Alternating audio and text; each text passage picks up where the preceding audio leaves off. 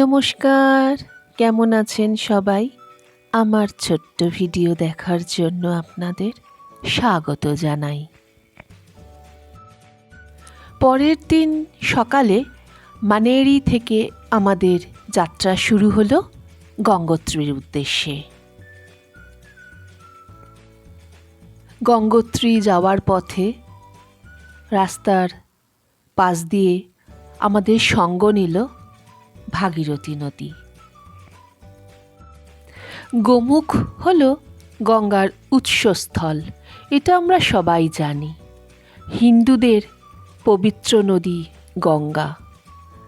ভাগীরথী নাম নিয়ে চলতে শুরু করা এই উচ্ছল নদী দেবপ্রয়াগে এসে অলকানন্দার সাথে মিশে গঙ্গা নাম নিয়ে নিচে নামতে থাকে এবং 2480 কিলোমিটার বয়ে বিভিন্ন শাখা প্রশাখাকে নিয়ে বঙ্গোপসাগরে গিয়ে মিশেছে।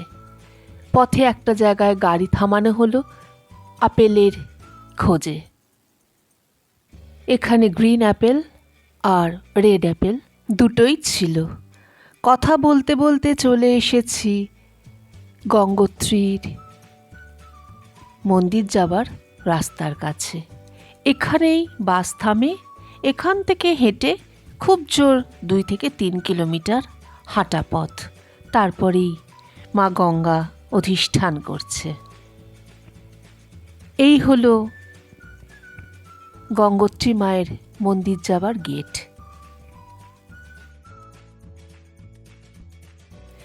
এটি হলো মন্দিরের ভেতরের চত্বর, আর ওই যে সাদা মন্দির ওটি হলো মা গঙ্গোত্রীর মন্দির।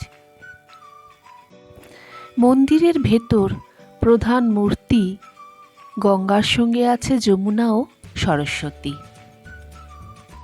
অষ্টাদশ শতাব্দীতে নেপালের সেনানায়ক অমর সিং থাপা এই মন্দির প্রতিষ্ঠা করেন। গঙ্গোত্রী মন্দির খোলা থাকে এপ্রিল থেকে নভেম্বর পর্যন্ত।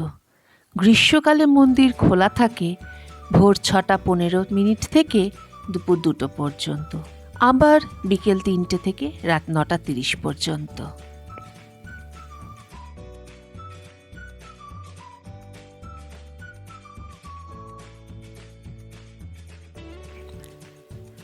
কথা বলতে বলতেই চলে এসেছি ভাগীরথী নদীর সামনে। ভাগীরথী নদীর উৎস গঙ্গোত্রী হিমবাহের এক বিশেষ উৎসস্থল গোমুখ থেকে। কোনো এক সময় এই উৎসস্থল নাকি গঙ্গোত্রীতে ছিল, যা পিছোতে পিছোতে আজ প্রায় 18-19 কিলোমিটার দূরে চলে গেছে। এখন গোমুখ যেতে হলে গঙ্গোত্রী থেকে হাঁটাই ভরসা। কি অপূর্ব লাগছে দেখুন। এরপর আমরা আবার ফিরে এলাম গঙ্গোত্রী মায়ের পুজো দিয়ে। এই রাস্তাটা অনেকটা কালীঘাটের মন্দিরের মতনই। দুধারে দোকানপাট, খাবারের দোকান, সোয়েটার, পিতলের জিনিসপত্র সব কিছুই পাওয়া যায়। হাঁটছি আর মনে হচ্ছে এ তো আমাদের পুরো কালীঘাটের চত্বর। এরপর ওখান থেকে আমরা হরসিলের উদ্দেশ্যে রওনা হলাম। চলুন ভিডিও শেষ করি। সবাই ভালো থাকবেন, সুস্থ থাকবেন, সাবধানে থাকবেন।